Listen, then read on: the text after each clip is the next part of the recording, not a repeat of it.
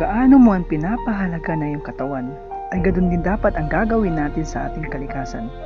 Kung gaano mo ang pinapahalaga na iyong mahal sa buhay, ay ganoon din dapat ang turing natin sa kalikasan na siyang ating pinagkukuhanan.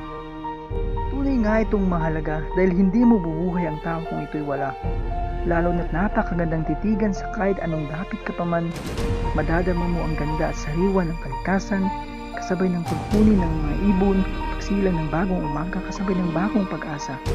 At ang dapit hapong ramdam mo, ang liwanag na siyang babanaan na kung saan, sa pagsapit ng bukang liwayway, bubungad ang napakagandang huni ng ibon, mga halaman, asul na dagat, mga hayop at iba na siyang dapat ay ating pahalagahan at pag-ingatan.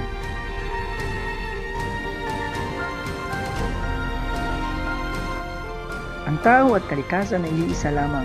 Bawat bagay ay magkaugnay sapagkat ito'y mayroong buhay, pahalagahan ang relasyong binuo nang lumago at magbunga pa ito, nang maranasan man lang ng susunod na henerasyong magtataguyod pa nito.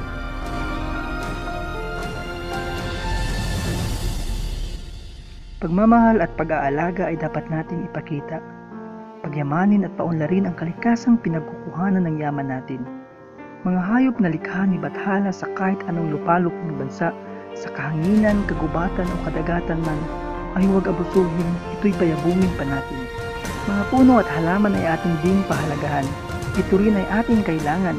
Anumang nilikha rito sa lupa ay dapat nating pag-ingatan.